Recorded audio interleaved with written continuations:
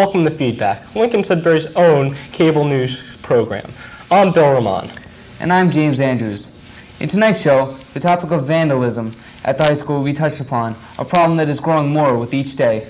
Also, Jenn, Gordon, and Ben Hadar recently interviewed students, asking them how their jobs affected their grades. We'll see those results tonight. Lastly, Amy Price and Kristen Pettit will do a lighthearted profile on the ever-present problem of trying to find a date for the senior prom. And now, with our feature story, our reporter Jay Jungalwala investigates vandalism at LS. Serious vandalism problem ever since 1954 when it originally opened. Vandalism is the showing of the senior class's graduating year. Most vandalism is done with spray paint.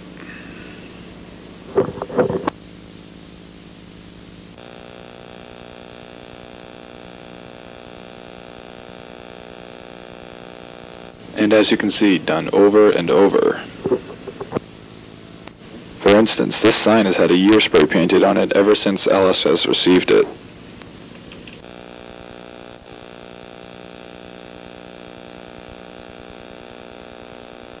Telephone poles, street signs, and speed limit signs are very big targets for vandalists.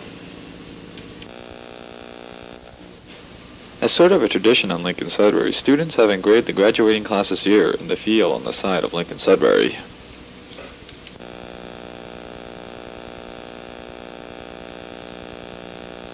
Vandalism comes in many shapes and forms, even the simple toss of a chair on the roof of a building. A very popular type of vandalism is the writing of the vandalist's favorite rock band.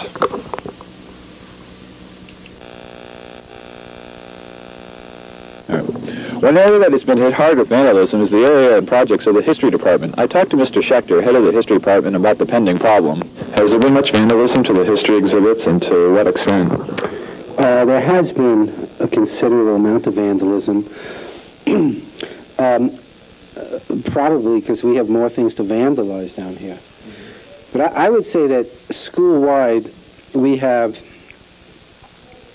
a problem of vandalism that is both very small and both very great, which may seem paradoxical.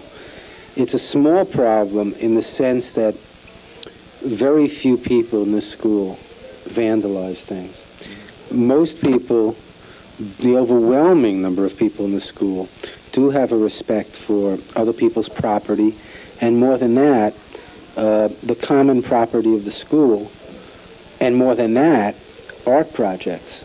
What measures have been taken to stop the vandalism? Well, aside from putting notices in the morning announcement and so on, we did try to appeal to the community at large when the 60s mural was vandalized a number of years ago. And it was very gratifying because hundreds of students and faculty put their name down publicly condemning acts of vandalism by fellow students. People will write anything on a building or a sign. Even telling one what he or she should consume.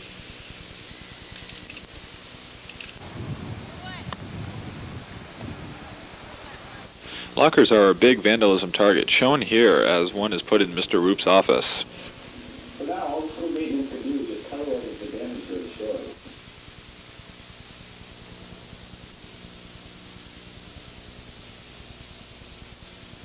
For now, all the history department and Mr. Schechter can hope for is that the vandalism will stop, and taking some safety precautions like putting glass cases around projects.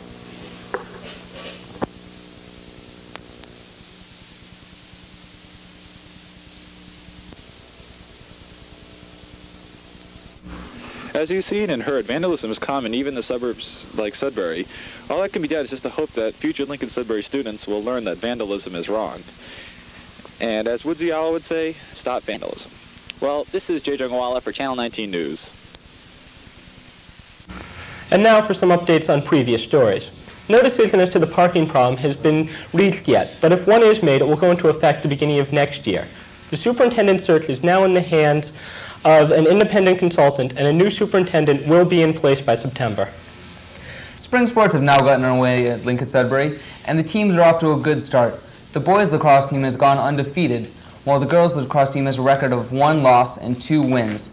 The baseball team began its season on Wednesday and are hoping to continue their season of success of last year.